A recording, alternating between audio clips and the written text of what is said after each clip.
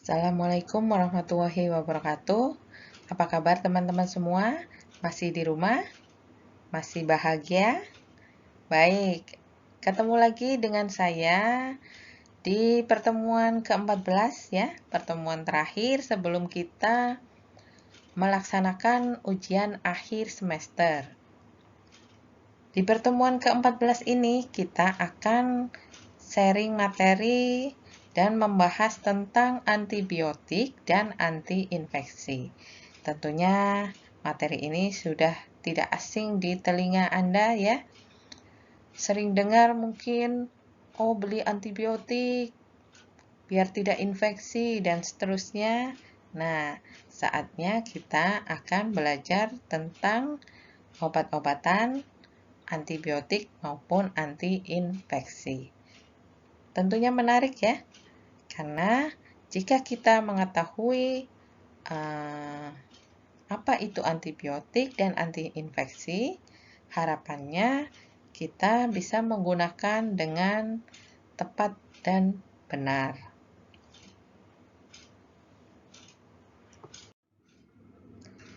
Baik, untuk pokok bahasan pagi hari ini, kita akan membahas 6 bahasan yang lumayan bervariasi ya. Yang pertama adalah transmisi mikroorganisme. Yang kedua adalah obat antibakterial. Yang ketiga adalah obat antifungi atau jamur. Yang keempat obat antivirus. Yang kelima obat antiprotozoa. Dan yang terakhir adalah obat anti-helmin atau anti kecacingan.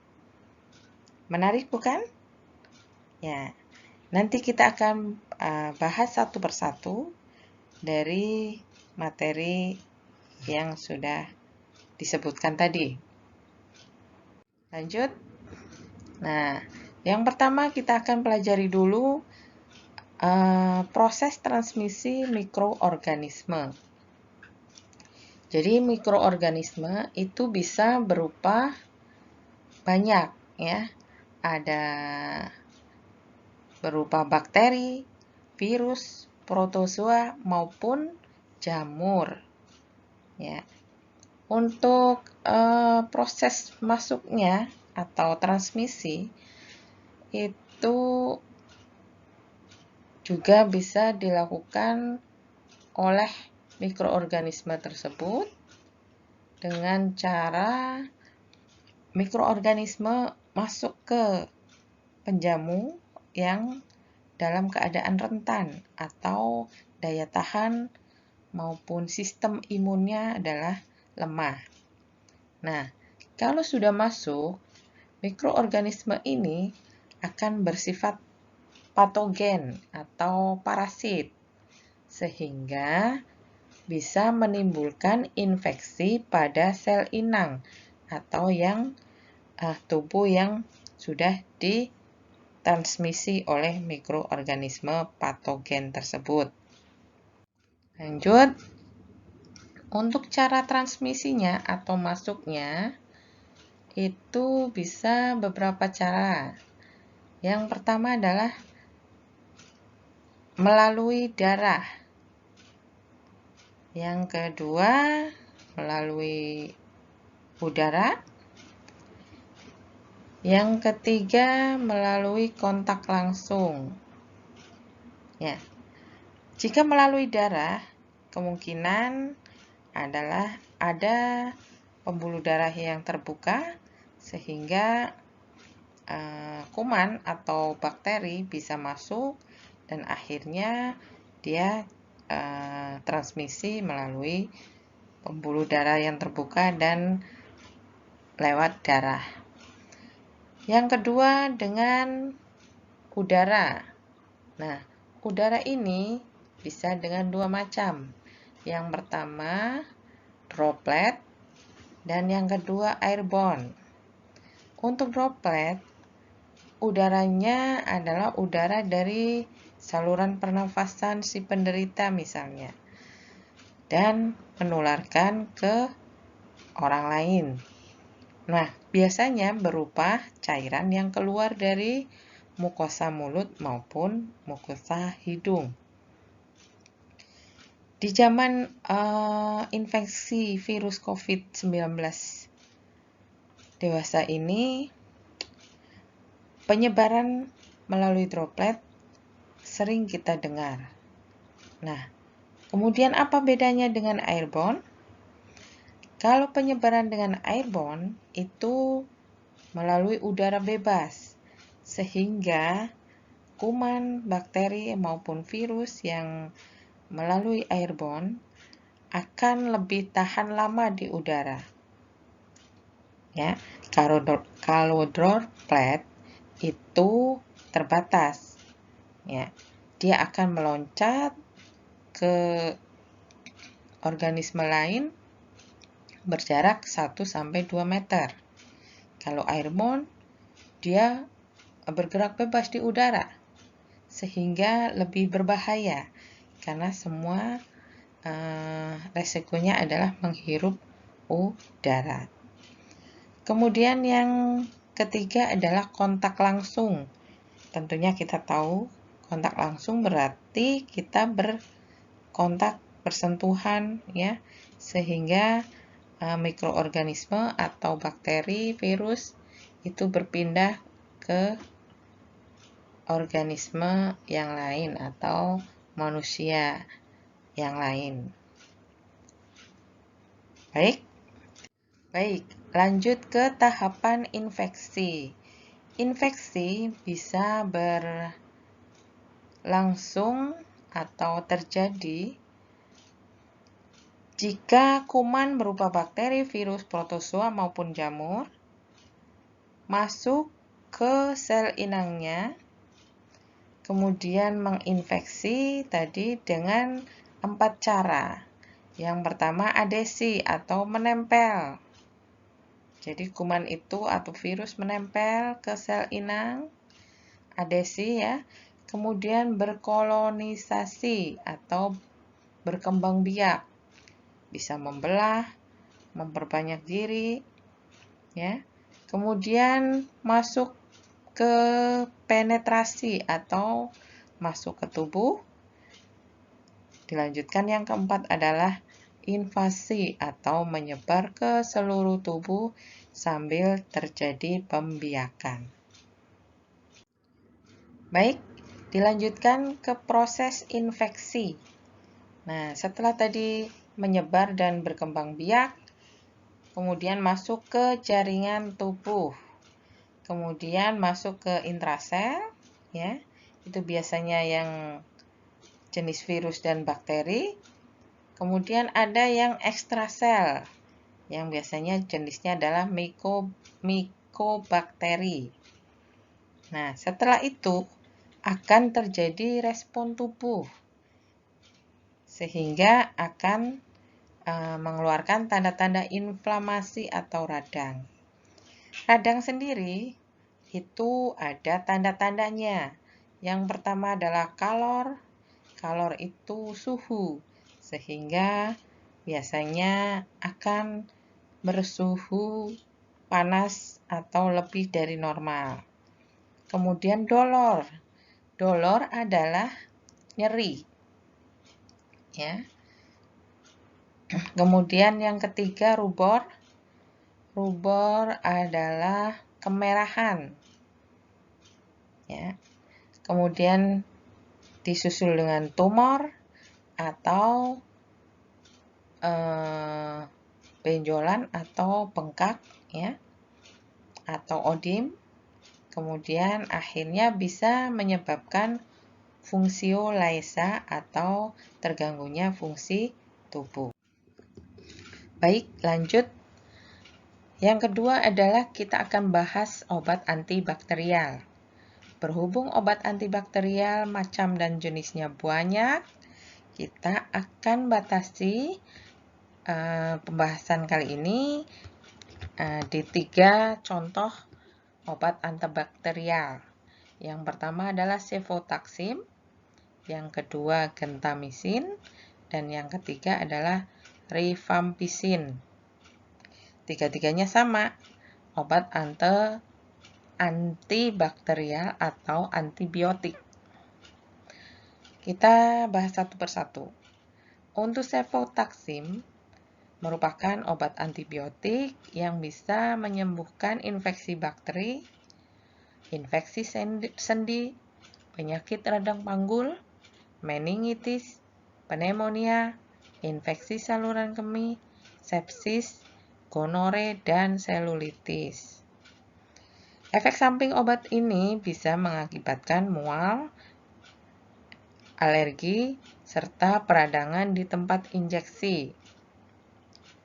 Obat ini tidak dianjurkan untuk riwayat anafilaksis penisilin atau alergi dengan penisilin, dan relatif aman untuk kehamilan dan menyusui, termasuk dalam keluarga cefalosporin generasi ketiga. Yang kedua, gentamisin merupakan antibiotik aminoglikosida, bekerja menghentikan pertumbuhan bakteri, tersedia dalam berbagai bentuk, injeksi, salep, ataupun krim. Biasa disebut dengan mikroba yang bekerja untuk melawan infeksi yang disebabkan bakteri, baik pada manusia maupun pada hewan. Efek samping obat gentamisin bisa terjadi mual, muntah, sakit perut, atau tidak nafsu makan. Bisa juga nyeri, iritasi, kemerahan pada tempat suntikan. Obat ini berpotensi menyebabkan masalah ginjal dan kerusakan saraf serius, sehingga kadang bisa berakhir dengan resiko tuli permanen. Yang ketiga, rifampicin, dikenal sebagai rimafin. Antibiotika ini sering digunakan untuk mengobati beberapa jenis bakteri patogen, termasuk bakteri patogen tuberkulosis atau TB, Mycobacterium complex, lepra, dan legionellosis.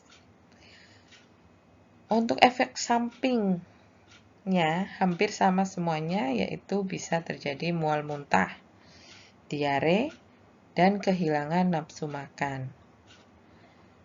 Seringkali juga pasien yang mengkonsumsi obat rifampicin, air seni, keringat, dan air mata bisa berwarna merah atau jingga. Kemudian masuk ke efek antibakterial. Nah, untuk efek antibakterial dibagi menjadi dua. Yang pertama adalah efek bakterisida. Bakterisida di sini adalah membunuh bakteri. Yang kedua, efek bakteriostatik, yang artinya adalah menekan pertumbuhan bakteri. Dari gambar berikut bisa dilihat, yang pertama, jika tidak diberi obat antibakterial, bakteri akan berubah menjadi banyak.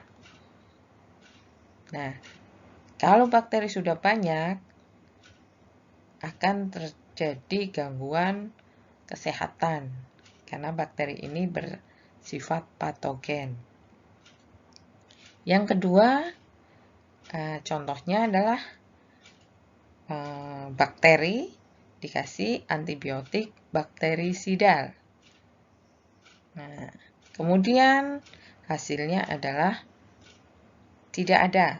Nah, karena sudah mati terbunuh dari efek bakterisidal.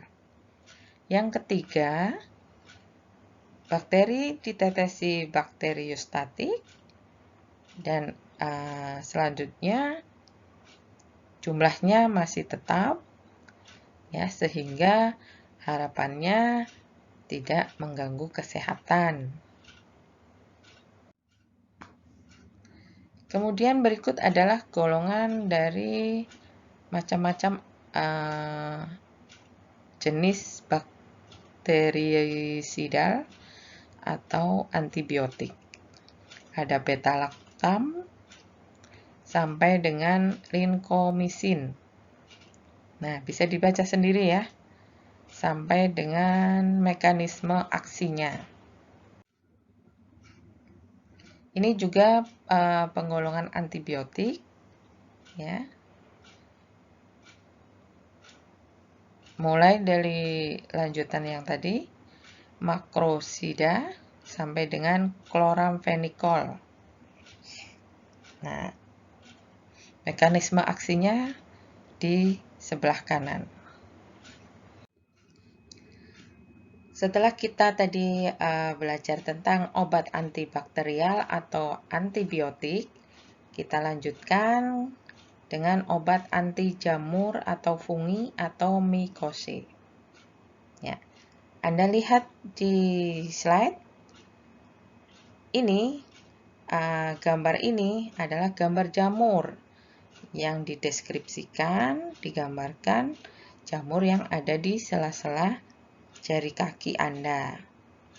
Ada yang pernah menderita kutu air? Ya, nah itu disebabkan oleh jamur. Ya, sehingga ini gambarnya adalah kakinya ada jamurnya. Nah, jamur sendiri adalah tumbuhan yang tidak berklorofil atau tidak berhijau daun ya, dan juga tidak melakukan fotosintesis. Jamur jika melekat pada makhluk hidup akan bersifat parasit atau merugikan. Dan jika melekat pada benda mati, sifatnya adalah saprofit. Ya. Kemudian jamur sendiri itu dibagi menjadi dua. Yang pertama adalah mikose sistemik atau yang menginfeksi secara sistemik seluruh tubuh. Dan yang kedua adalah jamur yang menginfeksi hanya bagian luar atau topikal atau permukaan. Nah, obat anti jamur itu bisa juga disebut antimikotik. Ya. Nah, jenisnya itu ada 3-4 macam. Yang pertama sejenis antibiotika. Yang kedua jenis-jenis azole. Dan yang ketiga berupa asam organis. Yang keempat adalah lain-lain. Untuk jenis antibiotika, biasanya kita gunakan adalah glisevolvinum dan antibiotika polyenar. Yang contohnya adalah amphotericin B dan nystatin. Nah, nystatin ini yang sering kita gunakan, yang sering kita dengar namanya. Kemudian yang kedua, yang jenis azol, itu nanti kita akan bahas yang miconazol. Kemudian lainnya bisa ketoconazol, fluconazol, dan itraconazol. Yang familiar adalah miconazol. Kemudian yang jenis asam organis, biasanya berupa asam benzoat, asam salisilat, asam propionat, dan andesilinat.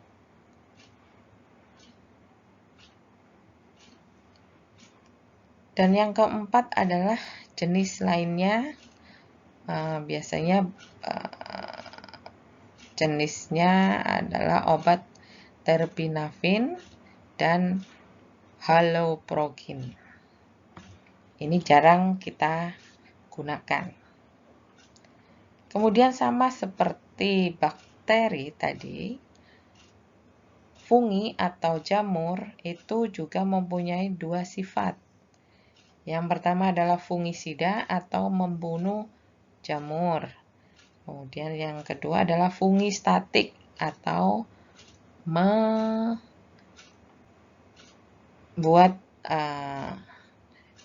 jamur itu tidak berkembang, menghambat perkembangan jamur.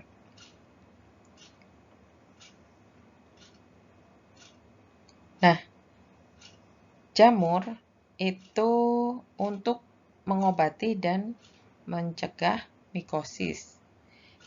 Di sini yang sering terjadi adalah gangguan kutu air, kemudian kurap, dan kandidiasis. Nah, untuk infeksi sistemik serius seperti meningitis, Cryptococcus, dan lain-lainnya. Biasanya obat anti jamur harus diberikan dengan resep dokter, tetapi beberapa ada yang tersedia secara bebas dan biasanya jenisnya adalah topikal atau obat luar. Nah, untuk obat yang akan kita bahas itu miconazole. Merupakan obat salep anti jamur yang bekerja mencegah pertumbuhan jamur di kulit, mengobati infeksi jamur seperti kutu air, kurap, infeksi jamur pada area selangkangan, panu, dan biasanya ini menggunakan resep dokter.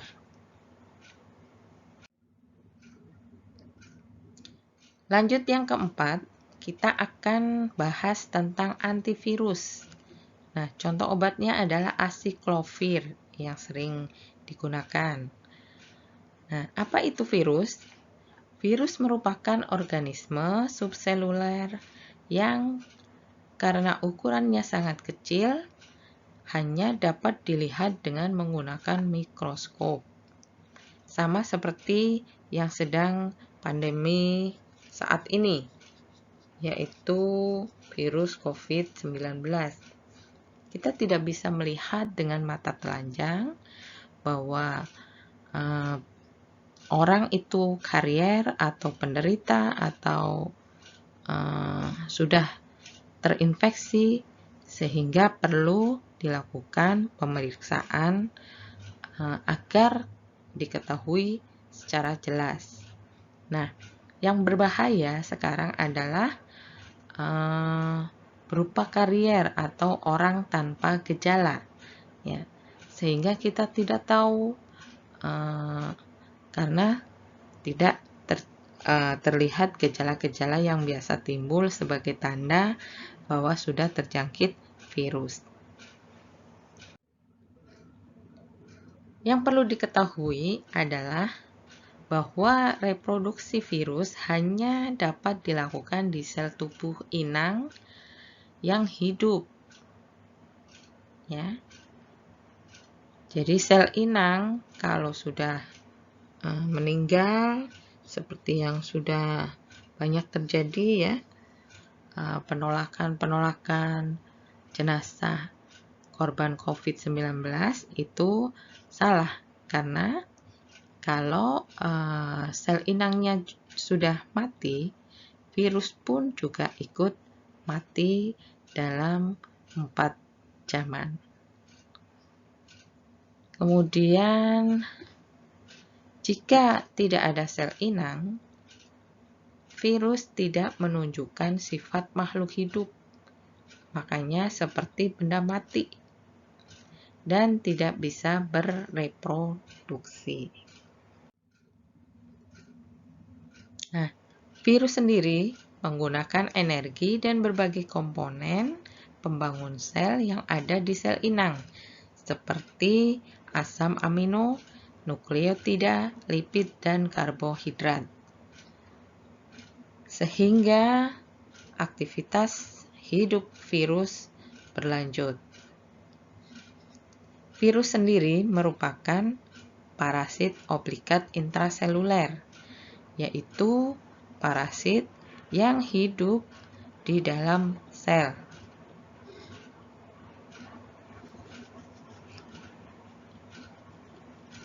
Dan bisa menginfeksi inangnya. Contohnya beberapa virus, yaitu virus influenza, virus polio, virus campak, virus cacar, virus herpes, virus hepatitis, virus flu burung, virus HIV AIDS, dan yang terakhir virus COVID-19. Nah, untuk contoh obat yang sudah kita kenal, karena masih beberapa macam virus belum ditemukan antivirusnya atau antiviralnya. Nah, untuk contoh acyclovir, itu mekanismenya adalah merupakan analog guanosin yang aktif melawan virus herpes simplex atau herpes yang terjadi di alat kelamin. Ya. Dan juga bisa mengatasi virus varicella zoster. Yang kedua, obat ini awalnya diaktifkan oleh virus kinase untuk membentuk acyclovir trifosfat yang mengganggu sintesis virus dalam dua cara. Yang pertama, sebagai substrat kompetitif untuk DNA polimerase, dan yang kedua, penghentian rantai setelah dimasukkan ke dalam DNA virus. Baik, setelah kita tadi belajar tentang virus, masuk ke obat antiprotozoa. Nah, protozoa sendiri juga macamnya banyak. Kita akan belajar yang sering dijumpai di kehidupan sehari-hari. Salah satu dan salah duanya adalah yang pertama adalah obat malaria. Yang kedua obat amobisidal atau obat amuba. Nah, di slide gambar terlihat siklus dari terjadinya penyakit malaria yang disebabkan oleh nyamuk Anopheles atau nyamuk malaria.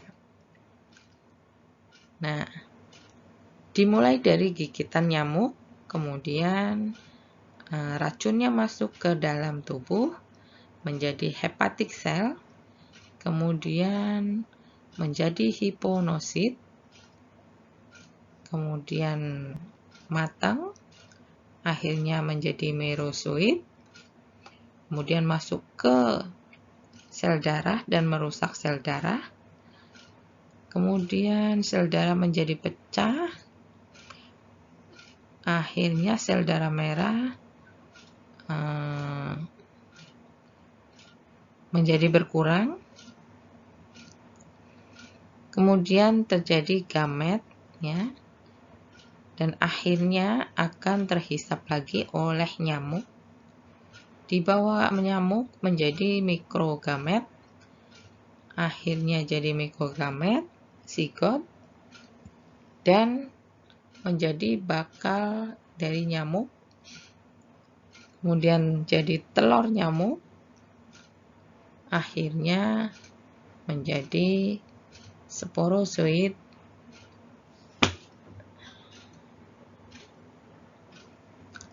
dan siap dibawa nyamuk lagi untuk menginfeksi organisme atau individu lain.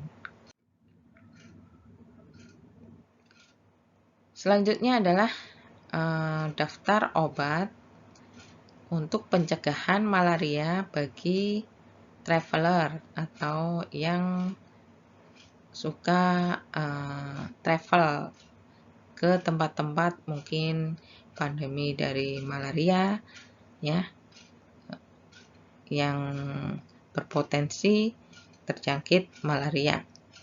Untuk obatnya sendiri biasanya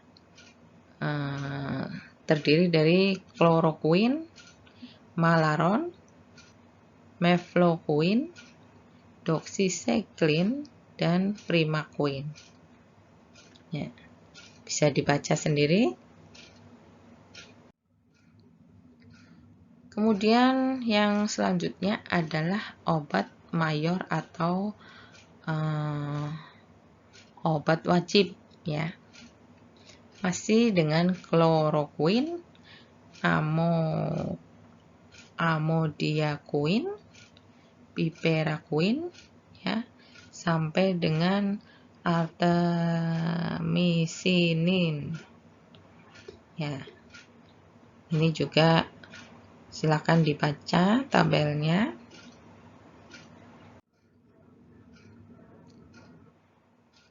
Kemudian tabel 3 adalah tabel treatment atau pengobatan malaria. Masih dengan kloroquine sensitif. Kemudian P-Vivac, P-oval infection, uncomplicated infection, and severe of complicated infection with falciparum.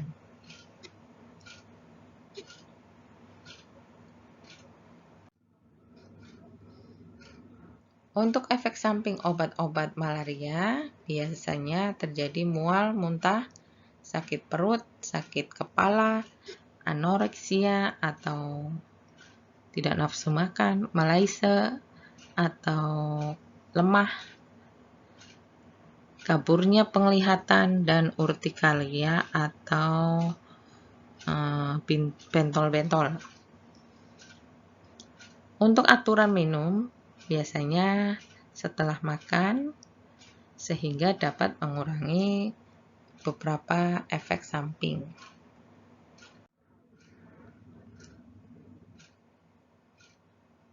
Ya, lanjut kita bahas tentang amoebiasis. Dari kata amoeba. Jadi amoebiasis merupakan infeksi oleh amoeba yang contohnya di sini kita ambil Entamoeba histolica yang sering terjadi infeksi pada manusia. Nah, prosesnya adalah Entamoeba histolica masuk berupa kista dari amoeba ke dalam saluran pencernaan manusia. Sehingga amoeba ini menjadikan infeksi dan seringnya adalah menyerang bagian usus atau intestinalnya.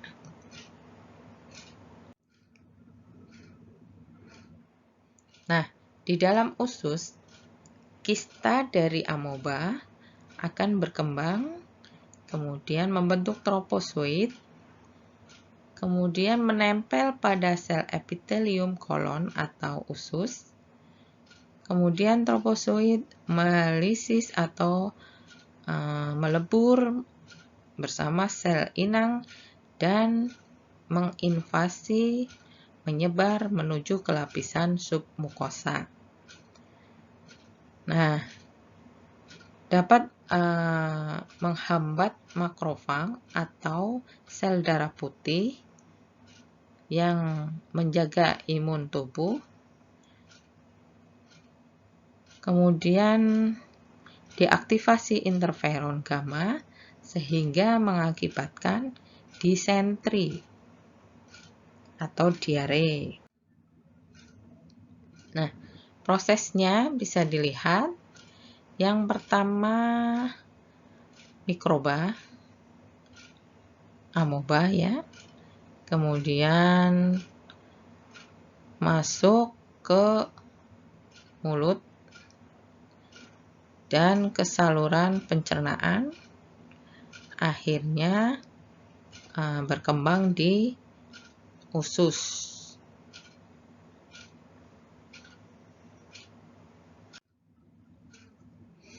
Untuk pencegahan penyakit amoebiasis terutama ditujukan pada kebersihan perorangan atau personal hygiene. Ya, seperti apa?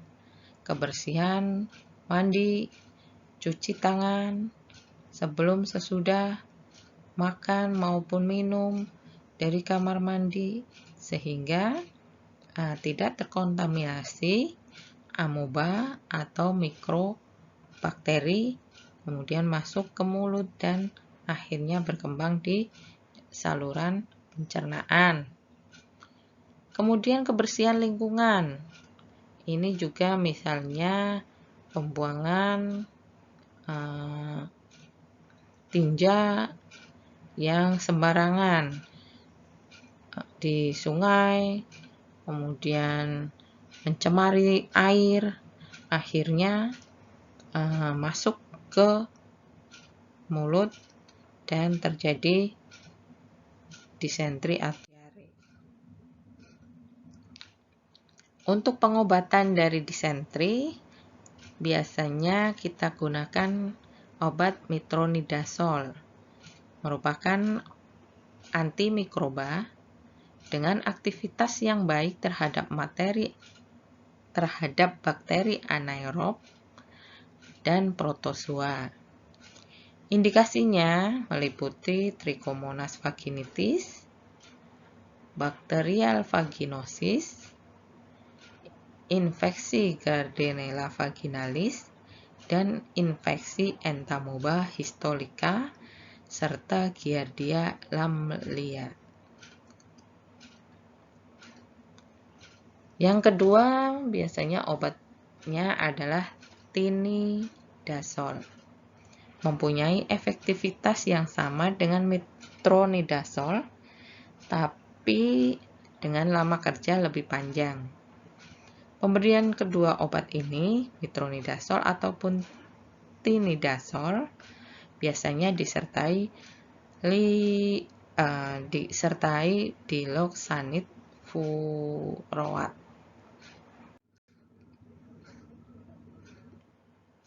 Baik, masuk ke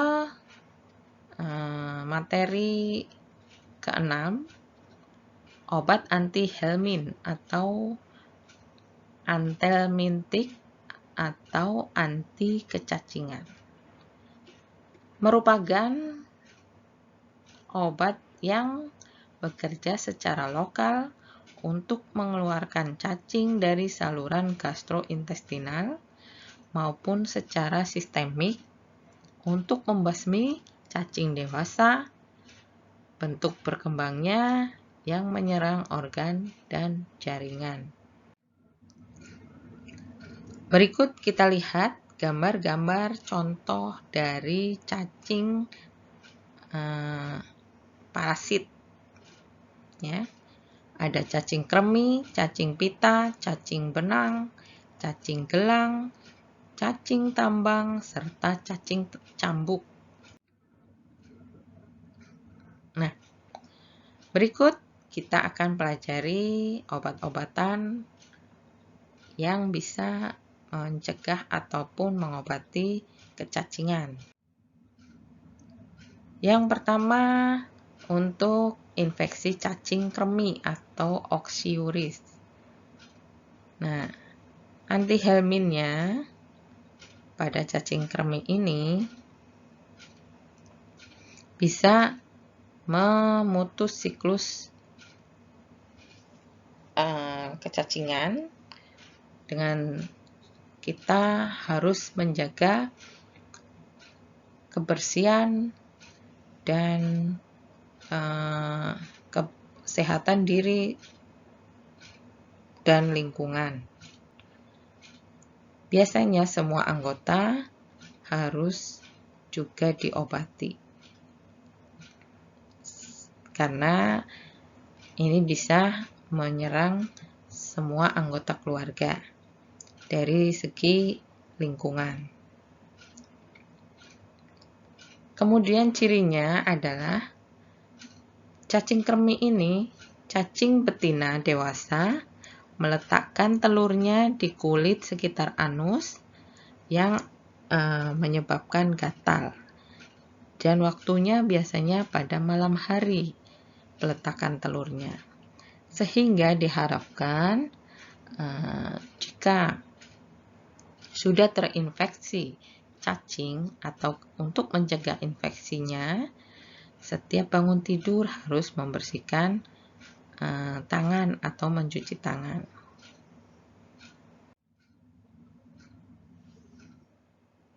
Terapi obat pada kecacingan biasanya digunakan adalah obat mebendazole. Merupakan obat pilihan untuk semua pasien berumur lebih dari 2 tahun.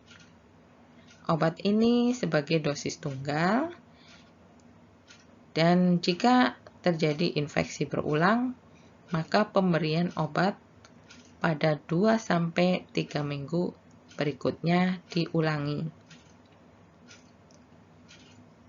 Yang kedua, obat yang digunakan adalah piperacin. Tersedia dalam kombinasi sinosida sebagai sediaan dosis tunggal. Indikasi atau peruntukan itu untuk mengobati cacing kremi, cacing tambang, cacing gelang, dan cacing cambuk. Jadi bisa untuk segala cacing. Peringatan obat ini adalah untuk ibu hamil dan menyusui sebaiknya tidak mengkonsumsinya. Efek samping sangat jarang. Biasanya terjadi sakit perut, diare, konvulsi, atau kejang pada bayi, dan ruam atau sindrom Stevens-Johnson, dan nekrolisis epidermal toksis. Jadi sejenis alergi kulit. Kemudian dosis untuk mengobati cacing kremi pada dewasa dan anak di atas 2 tahun, dosisnya sekitar 100 mg dosis tunggal. Jika terjadi infeksi kembali, ulangi dosis yang sama 2 minggu kemudian. Anak di bawah 2 tahun tidak dianjurkan untuk obat ini. Bisa menggunakan alternatif obat yang lain. Untuk mengobati cacing tambang, dosis dewasa dan anak di atas 2 tahun sama 100 mg 2 kali sehari selama 3 hari. Anak di bawah usia 2 tahun tidak dianjurkan. Kemudian piperacin digunakan untuk infeksi cacing kremi dan cacing gelang. Peringatan, tidak disarankan untuk penderita gangguan fungsi ginjal, gangguan fungsi hati, epilepsi, kehamilan, dan menyusui. Untuk efek sampingnya, biasanya terjadi mual, muntah, kolik, diare, reaksi alergi termasuk urtikaria atau bentol-bentol atau ya bintik-bintik. Kemudian bisa juga bronkospasmus, tapi jarang terjadi. Nyeri sendi, demam, sindrom Stevens-Johnson, angioedem, pusing, inkoordinasi otot, ngantuk, nistagmus, kemudian vertigo, pandangan kabur, kebingungan, kontraksi otot, klonik pada pasien dengan gangguan neurologis, dan abnormalitas fungsi ginjal.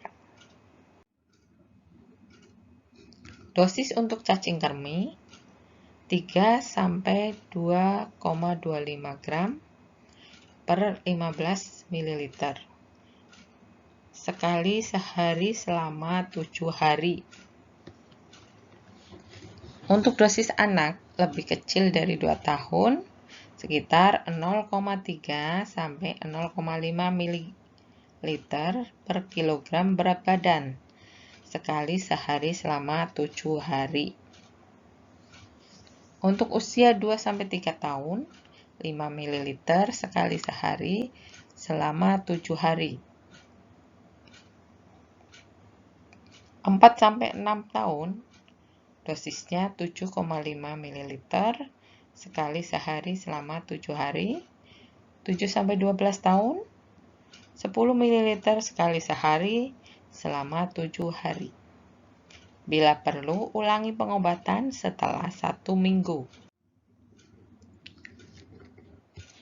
Untuk pengobatan cacing gelang, digunakan 30 ml dosis tunggal.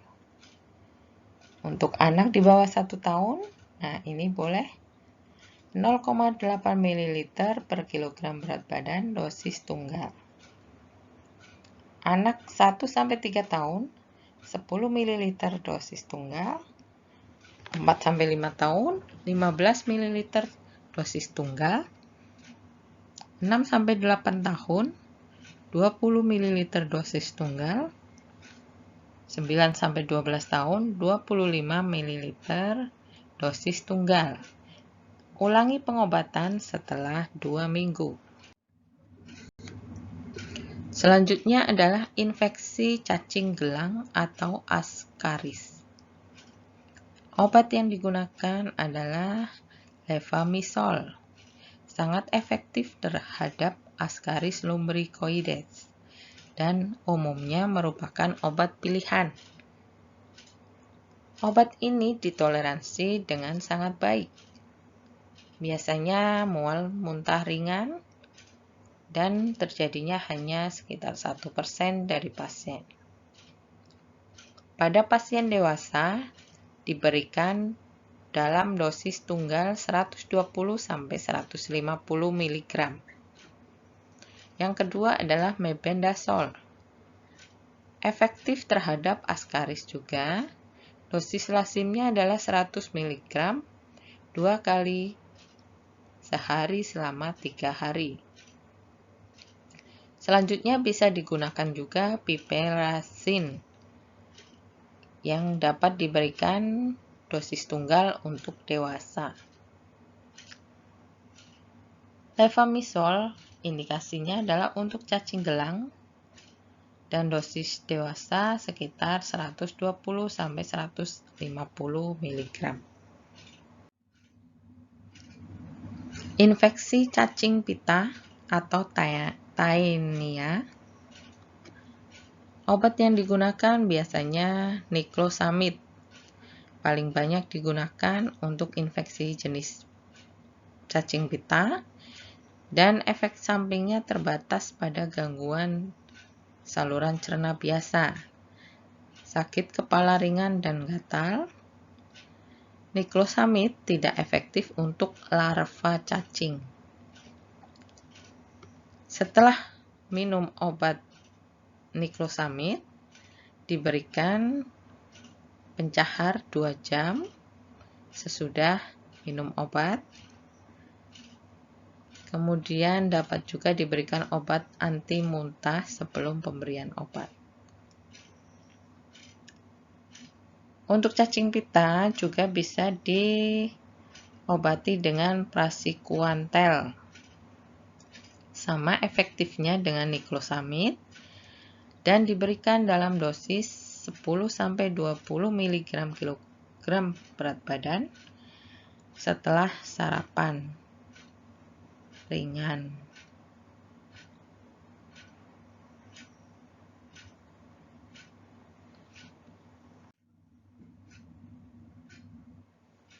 Infeksi cacing tambang atau nekator.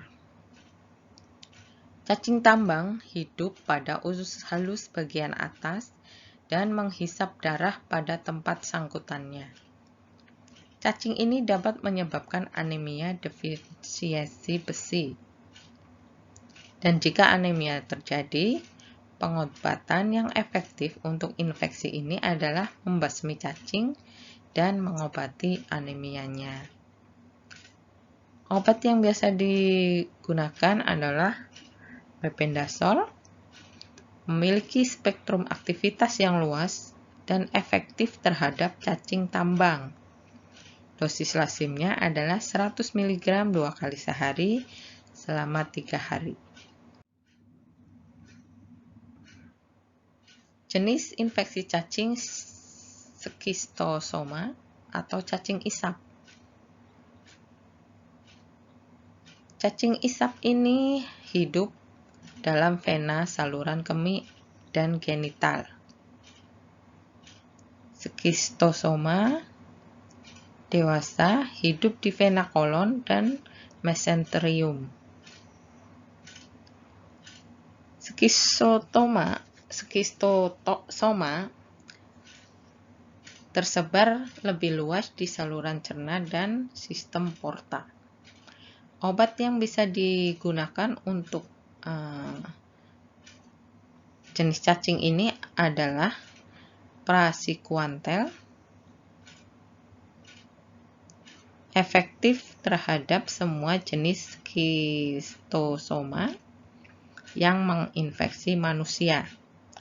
Dosisnya 40 mg per kilogram berat badan dalam 2 dosis terbagi dengan interval 4-6 jam dalam 1 hari.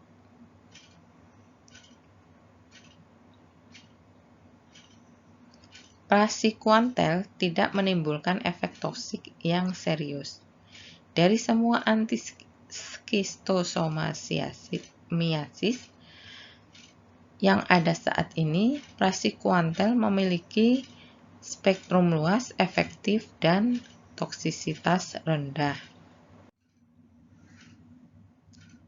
Lanjut, infeksi cacing filaria atau penyebab kaki gajah filariasis.